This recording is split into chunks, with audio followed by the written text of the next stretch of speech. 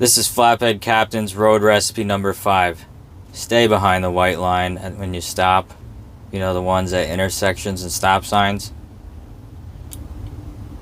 That's what they're there for. Unless you want a truck headlight mounted onto your dashboard. You don't want that, you know.